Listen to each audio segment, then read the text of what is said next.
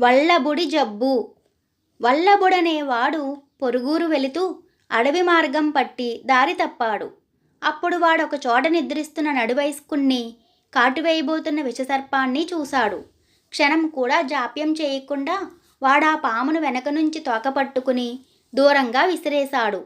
అలికిడికి నడివయస్కుడు లేచి జరిగింది తెలుసుకుని, నాయనా, సమయానికి నా ప్రాణాలు కాపాడి రక్షించావు. ప్రత్యుపకారంగా నీకు నా దగ్గరున్న మాయా సంచిని ఇస్తాను. అది నీవు కోరినప్పుడల్లా ఆహారాన్ని ఇస్తుంది. దాన్ని నీ అవసరాలకే వాడుకుంటూ దుర్వినియోగం చేయకుండా సుఖంగా జీవించు అన్నాడు. వల్లభుడు ఆశ్చర్యంగా, ఇటువంటి మాయా సంచి మీకెక్కడిది అని అడిగాడు. నేనొక భాగ్యవంతుణ్ణి. నా చుట్టూ చేరిన వారందర్నీ, నా మేలు కోరిన వారిని భ్రమించి ఉన్నదంతా పోగొట్టుకున్నాను. నా ఆస్తిని కాజేసిన దుర్మార్గులు నన్ను ఇంట్లోంచి వెళ్ళగొట్టారు. నేను న్యాయాధికారికి ఫిర్యాదు చేశాను. ఆ దుర్మార్గులు న్యాయాధికారికి లంచమిచ్చి నాకు దేశ బహిష్కరణ విధించేలా చేశారు. నేను ఎడవి చేరుకుని ఒక మహాత్ముడి కంటబడ్డాను. ఆయన నా దుస్థితికి జాలిపడి నేను చేసిన పుణ్యాన్ని ఒక మాయా సంచిగా మార్చి నాకిచ్చాడు. ఆ సంచిని అవసరానికి మాత్రమే వాడుకుంటూ మళ్ళీ మనుషుల మధ్యకు వెళ్ళడం ఇష్టం లేక ఇక్కడే కాలం గడుపుతున్నాను. ఇన్నాళ్లకు మనుషుల్లో ఒక మంచివాణ్ణి చూశాను. నాకెంతో తృప్తిగా ఉన్నది అన్నాడు నడివయస్కుడు. ఈ మాయా సంచిని నాకిస్తే మీకెలా గడుస్తుంది అన్నాడు వల్లభుడు బాధగా. ఇంతకాలం నాకు అపకారం చేసిన వాళ్లకు కూడా డబ్బు ఇచ్చి సాయపడ్డాను. ఇంతకాలానికి నాకు ఉపకారం చేసిన మొదటి మనిషివి నువ్వే.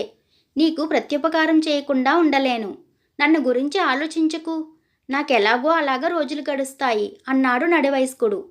అయితే మీరు నాతో వచ్చి ఉండండి. నాకు ఎవ్వరూ లేరు అన్నాడు వల్లభుడు. నడివయస్కుడు దీనికి అంగీకరించాడు.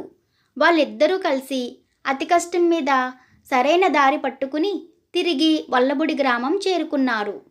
కొంతకాలం బాగానే గడిచింది. మాయా సంచి ధర్మమా అని వల్లభుడికి తిండికి లోటు లేదు. అయితే వాడికది తృప్తిగా లేదు. బాగా డబ్బు సంపాదించి మేడలు కట్టి వైభవంగా జీవించాలని వాడి కోరిక. ఆ కోరికను వాడు నడివయస్కుడికి చెప్పాడు. అందుకు నువ్వు స్వయంగా కష్టపడాలి. మాయా సంచిని దుర్వినియోగం చేయకు అని హెచ్చరించాడు నడివయస్కుడు. ఆ సంచిని దుర్వినియోగం చేస్తే ఏమవుతుంది అని అడిగాడు వల్లభుడు. నీకేమీ కాదు. నీ బుద్ధిని మాయా సంచి తప్పుదారి పట్టిస్తే ఆ మాయా సంచిని నీకిచ్చినందుకు తప్పు నాదవుతుంది. నేనే అనుభవిస్తాను అన్నాడు నడివయస్కుడు. భాగ్యవంతుడు కావాలన్న కోరికను చంపుకోలేక వల్లభుడు మాయా సంచితో భోజనం తయారు చేసి అందరికీ అమ్మసాగాడు.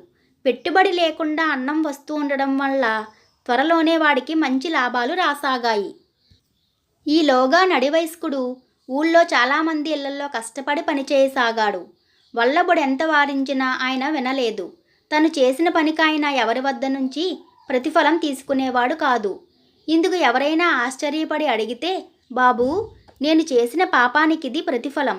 ఇలా ఊరికే పని చేయకపోతే నేను నరకానికి పోతాను అనేవాడు. ఊళ్ళో వాళ్ళు కొందరు వల్లభుణ్ణి, నువ్వింత బాగా సంపాదిస్తున్నావు కదా, నీతో పాటుండే ఆ పెద్ద ఆయన అంత కష్టపడి పనిచేస్తుంటే చూస్తూ ఊరుకుంటావేం అని మందలించారు. వల్లభుడు నడివయస్కుడితో ఒకనాడు, నీ మూలంగా నాకు చెడ్డ పేరు వస్తున్నది. నువ్వు వాళ్ళ వీళ్ళ ఇళ్లల్లో పనిచేయడం మానుకో అన్నాడు. నడివయస్కుడు వాడి మాట లెక్క చేయకుండా, నీ దగ్గరున్న మాయా సంచి నా పుణ్యానికి ప్రతిఫలం. నా పుణ్యం ఉన్నంతకాలమే దాని మహిమ ఉంటుంది. ఆ పుణ్యం తగ్గిపోకుండా నేను ఈ పని చేస్తున్నాను. నువ్వు మాయా సంచిని బాగా ఎక్కువగా వాడుతున్నావు కదా అన్నాడు. ఎప్పుడైతే నడివయస్కుడి పుణ్యం తనకు పనికి వస్తుందని తెలిసిందో ఆ తర్వాత వల్లభుడు ఇంకా మాట్లాడలేదు. వాడు బాగా ధన సంపాదనలో పడ్డాడు. ఏడాది తిరగకుండా మేడ కట్టి ధనవంతుల ఇంటి పిల్లను పెళ్లి చేసుకున్నాడు. ఉన్నట్టుండి వాడికి జబ్బు చేసింది. పేరు మోసిన వైద్యులు వచ్చి వాణ్ణి పరీక్షించి చూసి, ఈ జబ్బు మాకు అంతబట్టడం లేదు. ఏ యోగినైనా దర్శించడం మంచిది అని సలహా ఇచ్చారు. వల్లభుడి భార్య వాణ్ణి బాగా పేరున్న ఒక యోగి దగ్గరకు తీసుకువెళ్ళి చూపించింది. యోగి వాణ్ణి చూస్తూనే, శ్రమ పడకుండా సుఖాలు అనుభవిద్దాం అనుకున్నావు. శరీర శ్రమ అవసరం లేకుండానే నీకు సంపద పెరిగిపోతున్నది.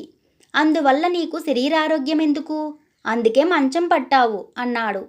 అదేమిటి స్వామి, మరి నా సంపదను నేను అనుభవించవద్దా అన్నాడు వల్లభుడు.